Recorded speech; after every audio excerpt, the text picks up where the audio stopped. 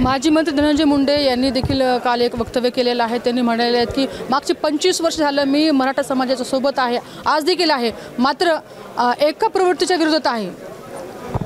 ते 100% त्यांच्या मताशी सहमत आहे। ते सोबत आहेच म्हणूनच मी पक्ष सोडून खासदार झालो। बाप्पा ते पुढे असं देखील म्हणालेले आहेत की मराठा समाजाला आरक्षण मिळण्यासाठी माझा अजिबात विरोध नाही, मात्र ओबीसीला अजिबात आरक्षण मिळू देणार। मग आता मराठा समाजाला आरक्षण मिळायला विरोध नाही असं कोण म्हणलं? माजी मंत्री धनंजय मुंडे। हां साहेब म्हणलं तर माझं त्यांचं बरोबर आहे ना। आणि ह्याच्यातून देऊ नका त्याच्यातून देऊ नका, मग कसं आरक्षण कसलं पाहिजे आम्हाला? आरक्षण आहे मराठा समाजाची मागणीच ती आहे की जी नियमाप्रमाणे होतं ते करा असं म्हणणं आहे। आता ह्याला कुणाला धक्का लागला नाही पाहिजे तर मी म्हणतो धक्का नाहीच लागला पाहिजे, सरकारनं बिलकुल धक्का लागू देऊ नये, कुणालाही धक्का न लागू द्या, त्याच आरक्षण दिलं पाहिजे। एवढा पुळका होता, एवढं सगळं होतं तर महाराष्ट्राचा विकास करा ना। महाराष्ट्राचा बीड जिल्ह्याचा माझ्या क्वायता हातात घ्या म्हणून नेते सांगतात, क्वायता हातात घ्या नका सांगू, एकदा ऊसाचं कांडा हातात घ्या म्हणून सांगा ना, लागवड करा आणि ऊस काढा, ऊसच तोडा म्हणायला तुम्ही आम्ही ऊस तोडायला जायचं आणि साखराची साखर तुम्ही खायची काय? म्हणजे जी साखर शाळा आहे त्याची असं नाही आहे। त्याच्यामुळे माझ्या शेतकऱ्यांना, माझ्या इथल्या सर्व समाजातल्या सर्व लोकांना आपण काय केलं पाहिजे बघा, नेते जरा स्टाईल बदलली मी सगळं काढल्यानंतर। खरं तुम्ही प्रत्येक वेळेस क्वायता दाखवायचा आता बंद झाला, नाही तर क्वायता दाखवायचे। आता एखाद्या वेळी मोळी उचलायची सुद्धा दाखवायचं बंद करा, लागवड करताना दाखवा। जसं मी शेतकरी म्हणून ती पण जाऊन पेरणीचे व्हिडिओ येतात माझे, पेरतोय, पेरणी कशाला करते माहिती आहे का ना? ह्यांना कुणाला जे शेतकरीचं जाणीव आहे ना, काय कळणार आहे शेतकऱ्याला, काय अडचण आहे? बीड येथे काल ओबीसी बचाव आरक्षणाचा महाएल्गार मेळावा पार पडला। या मेळाव्याच्या अनुषंगाने आज आपण बीडचे खासदार बजरंग सोनवणे यांच्याकडनं काही माहिती घेणार आहोत। बाप्पा, काल नुकताच महाएल्गार मेळावा पार पडलेला नाही, मी या महाएल्गारवर काय बोलावं असं नाही, पण बीड जिल्ह्यातल्या काही नेतृत्वांना हे जातीय जी विषमता सुरू झाली, जातीय जे तणाव निर्माण झाला आहे, हा विजूच द्यायचा नाही असं वाटतंय। एका संक्षिप्त शब्दामध्ये जातीयवाद जर मिटवायचा असेल तर तुम्ही सर्वांनी लोकप्रतिनिधींनी सुद्धा कसं वागलं पाहिजे याचा थोडा अभ्यास करायची गरज आहे। बाप्पा, या ठिकाणी मंत्री छगन भुजबळ यांनी स्पष्ट वक्तव्य केलेलं आहे की मनोज जरांगे पाटील हे मराठा समाजाची दिशाभूल करत आहेत आणि मराठा समाजाला आव्हान देखील केलेलं आहे की सावरून नाही, त्यांनी काय म्हणावं हा त्यांचा अधिकार आहे। ते महाराष्ट्र शासनामधले एक उच्च मंत्री आहेत, त्यांच्यामुळे त्याच्यावर मी काय भाष्य करावं एवढा मोठा मी नाही आहे। पण आदरणीय मनोजदादा जरांगे पाटील समाजाचं काम करतात, याच्यावर सर्व समाजाचा भरोसा आहे आणि मी पण समाजाचा पाईक म्हणून माझाही भरोसा आहे। आदरणीय मनोजदादाही समाजाचं काम करतात। त्यांनी असंही बोलताना सांगितलेलं आहे की आता जातीनिहाय जनगणना अत्यंत आवश्यक आहे, कारण की मनोज जरांगे पाटील हे खूप मराठा संख्या कमी असताना देखील जास्त सांगतात। नाही, मग कोण म्हणतंय? मी सभागृहात बोललो जातीय जनगणना करा म्हणून। जातीय जनगणना केलीच पाहिजे, तुम्ही सरकारमध्ये येत ना, का करत नाहीत? जातीय जनगणना ही विरोधकांना म्हणून काय सत्ताधाऱ्यांनी कसं म्हणावं झाली पाहिजे? तुम्ही भाजपला समर्थन देताय, तुम्ही भाजपच्या मांडीला मांडी घालून बसताय, मग घरा ना समर्थन। 3 वर्ष झालं तुम्ही सत्तेत आहेत, मग करा असं मग जातीय जनगणना। आम्ही कोण नाही म्हणतो, आम्ही तर कौतुक करतो जातीय जनगणनेचं।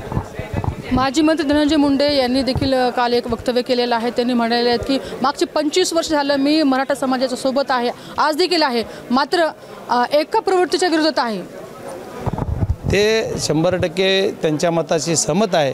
ते सोबत आहेच म्हणूनच मी पक्ष सोडून खासदार झालो। बाप्पा, ते पुढे असं देखील म्हणालेले आहेत की मराठा समाजाला आरक्षण मिळण्यासाठी माझा अजिबात विरोध नाही, मात्र ओबीसीला अजिबात आरक्षण मिळू देणार। मग आता मराठा समाजाला आरक्षण मिळायला विरोध नाही असं कोण म्हणलं? माजी मंत्री धनंजय मुंडे। हां साहेब म्हणलं तर माझं त्यांचं बरोबर आहे ना। आणि ह्याच्यातून देऊ नका त्याच्यातून देऊ नका, मग कसं आरक्षण कसलं पाहिजे आम्हाला? आरक्षण आहे मराठा समाजाची मागणीच ती आहे की जी नियमाप्रमाणे होतं ते करा असं म्हणणं आहे। आता ह्याला कुणाला धक्का लागला नाही पाहिजे तर मी म्हणतो धक्का नाहीच लागला पाहिजे, सरकारनं बिलकुल धक्का लागू देऊ नये, कुणालाही धक्का न लागू द्या, त्याच आरक्षण दिलं पाहिजे। आणि यांच्यात ही जे कुणबी हे प्रवर्ग पहिलाच आहे, कुणबी ही जात ओबीसीतली म्हणून नाही, कुणबी हा एक आरक्षणाचा जी वर्गवारी आहे त्याच्यात कुणबी एक वर्गवारी आहे, त्या कुणबी प्रमाणपत्र मिळालं पाहिजे। तर शेतकरी कसतो तो कुणबी ठीक आहे, आम्ही कुठं म्हणतो कुठलं, माझं तर म्हणणं काय अडचण आहे, त्याला दिलंच पाहिजे ना। आणि हे निजामकालीन आपला आपण ज्या भागात राहतो आपला जिल्हा निजामकालीनपासून आपण त्याला कुणबी नोंदी आहेत तर त्या द्या म्हणतात।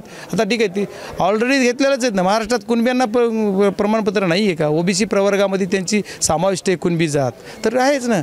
त्याच्यामुळे त्याला असं थोडंच म्हणता येतं की महाराष्ट्रामध्ये कोकणामध्ये कुणबी एक वेगळी प्रवर्ग आहे, विदर्भात आहे, आता मराठवाड्यातच राहिला आहे.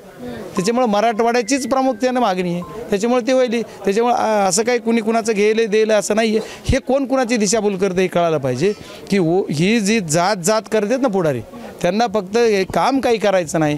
बीड जिल्ह्यात आलं की फक्त जातीचं भांडवल करायचं, त्याच्यासाठीच जात त्यांना पाहिजे. त्याच्यामुळे त्यांना ओबीसी बीबीचा पुळका बिळका नाही यांना कोणाला काही देणं घेणं नाही.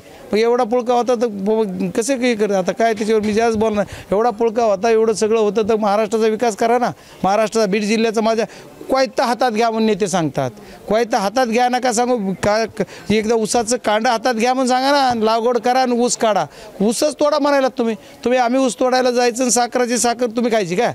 म्हणजे जी साखर शाळा आहे त्याची असं नाही आहे. त्याच्यामुळे माझ्या शेतकऱ्यांना, माझ्या इथल्या सर्व समाजातल्या सर्व लोकांना आपण काय केलं पाहिजे बघा. नेते जरा स्टाईल बदलली मी सगळं काढल्यानंतर. खरं तुम्ही प्रत्येक वेळेस कोयता दाखवायचा आता बंद झाला, नाही तर कोयता दाखवायचे. आता एखाद्या वेळी मोळी उचलायची सुद्धा दाखवायचं बंद करा, लागवड करताना दाखवा. जसं मी शेतकरी म्हणून ती पण जाऊन पेरणीचे व्हिडिओ येतात माझे, पेरतोय. पेरणी कशाला करते माहिती आहे का ना? ह्यांना कोणाला जे शेतकऱ्याचं जाणीव ह्यांना काय कळणार आहे, शेतकऱ्याला काय अडचण येते. शेतकऱ्यांची जर अडचण समजायची असेल तर जावे ज्याच्या वंशात तेव्हा कळे. त्याच्यामुळे शेतकरी हा एक केंद्रबिंदू मानून काम यांनी सर्वांनी करावं. असं मग जातीपातीच्या पलीकडे सर्वजण. मी असं कधी म्हणलो का की मला जातीवादामुळे माझा पराजय झाला, मी 19ला माझा पराजय झाला, मी म्हणलो का तसं? आज तुम्हाला काय वाटतं जातीवादामुळे माझा पराजय झाला? मला काय मी म्हणलं का ओबीसीनं मला मतदान केलं नाही? मला ओबीसीनं मतदान केलं. मी एखाद्या कुठल्या समाज मी म्हणते ह्या समाजानं सुद्धा आता वंजारा समाजानं मला मतदान केलं नसतं केलं तर मी निवडून झालो नसतो. माझं मार्जिनच 5-7 हजार आहे. वंजारा समाजाने मला तर 10-20 हजार तर तुमच्या म्हणणे त्यांच्या म्हणण्यानुसार मी तो माध्यमातून लाखावर केला असेल, मी कुठं नाही म्हणतो. त्याच्यामुळे मी कधी कुणाला असा दोष देत नाही, समोरच्यानी सुद्धा देऊ नये. आणि कुठल्या जातीवादात कोण कुणाबरोबर होतं हे सांगण्याची गरज जनतेला सगळं कळतं. हो बाप्पा, असं देखील म्हटलेलं आहे की जिल्ह्याच्या नेत्यांना विसर पडत आलेला आहे की आता त्यांनी फक्त मराठा समाजाच्या मतदारावर निवडून नाही आलेले आहेत. मात्र आता मोठ्या भावानेच एक रास्त दाखवून दिलेला आहे की आता मतदान जेव्हा निवडणुका लढायच्या आहेत तेव्हा ओबीसी आता मराठा म्हणजे ओपनमधून देखील लढणार आणि स्वतः आता हे बनणार. हे बघा, कोण काय म्हणतं आहे हा विषय नाही आहे. ज्यांना प्रमाणपत्र मिळाले त्या प्रवर्गात तो माणूस गेला, हा विषय वेगळा. पण मला माझ्या तालुक्यात जिल्ह्यात जर विचारलं, आमच्या पक्षाच्या वतीने विचारलं तर आम्ही ओरिजिनल जो क्वालिटीचा माणूस आहे त्यांनाच तिकीटं देऊन लढवू. त्याच्यामुळे आम्ही त्याच्यात काही होणं देणार नाही. पण आता कुणाच्या वर्गवारीवर बोलायचा अधिकार कुणालाही राहणार नाही. याच्यात याने काय बोलतात हा विषय वेगळा आहे. त्याची निवडणुकीपुरतं तिसरं बोलतील. निवडणुकीचा अनुषंग आलं की प्रत्येकाची वेगळी स्ट्रॅटेजी असते. पण आम्ही आमच्या पद्धतीनं सक्षम आहोत आणि आम्ही 100% ताकदीनं उभा राहू आणि ताकदीनं आम्ही आमची सगळ्या निवडणुका लढू. त्याच्यात निवडणुकावर काही करायचं नाही. ह्यांना लई राजकारणाची ह्यांची जर काळजी आहे तर ह्यांनी काय करायला पाहिजे. तुम्ही सरकारमध्ये बसताय, आम्हाला काय म्हणलं गेलं माहिती आहे का तुम्हाला? तुम्ही सर्व चॅनलला दाखवलं संविधानिक पदावर असणाऱ्या खासदाराला लाज वाटली पाहिजे. असं कुणी काढली लाज आमची? पाठिंबा द्यायला जाताना जे म्हणले त्यांच्या तोंडाला आता काय झालं? संविधानिक पदावर असलेला आमदार, सत्तेत असणारे आमदार, माजी मंत्री, सत्तेत असणारा मंत्री, सरकारमधला मंत्री तुमच्या खांद्याला लावून आता एक समर्थन द्यायला, ओबीसी समर्थन द्यायला बसतोय. तिथं नाही कळालं की तुम्हाला की असं काय करायचं ते. माझ्यावर बोललं जातं की मी एक मराठा समाजाचा पाईक म्हणून मी समर्थन द्यायला गेलो.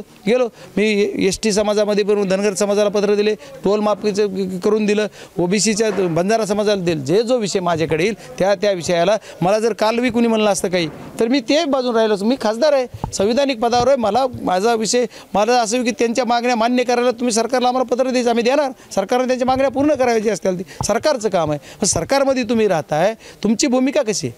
तुम्ही सरकारमध्ये का मंत्रिमंडळात म्हणत नाहीत? मग तुम्हाला बोलायचा अधिकार. आता जे माझ्यावर बोलले त्यांनी त्यांना सांगा पाहिजे स्टेजवरच होते, हे राजीनामे फेकाना तुम्ही ते येऊ नका. मग सरकारमध्ये कसा मंत्रिमंडळात निर्णय घेताना तुम्ही कसं गप्प बसताय? आणि मंत्रिमंडळात गप्प बसताय, सरकारमधून विधिमंडळात गप्प बसताय आणि आमच्यावर मग तर तोंड सुख घेताय. असं कसं जमल? ही दुटप्पी भूमिका घेता येणार नाही. आणि घेतली तर लोक त्याला 100% ओळखीतील. ही किती नौटंकी आहे. बाप्पा, आता आपण जिल्ह्याचे खासदार आहे ना, त्यांनी ज्या पद्धतीने 2 प्रवर्गामध्ये खूप जातीयता वाढली असं आपण देखील सांगितलेलं आहे, बोललेलं आहे. हे कुठेतरी कमी होण्यासाठी आपण काय प्रयत्न करा? हे बघा, मी वेळोवेळी प्रयत्न करतोय आणि एकटाच आहे लोकप्रतिनिधी बीड जिल्ह्यात की आज वंजारा समाजाच्या गावात सुद्धा 500 माणसासमोर जाऊन भाषण करतोय. आत्ताही आणि मागच्या 3 महिने 4 महिने 1 वर्षापासूनही करतोय. आता हे जर ह्यांनाच जायचं नसेल समाजात तर काय कर, ती समाजसुद्धा डोक्यावर घेतोय मला जी जाती त्यात बोलायचं. म्हणजे बाकी तर ओबीसी ही फक्त स्वतःच्या स्वार्थासाठी हो, हे काही नाही.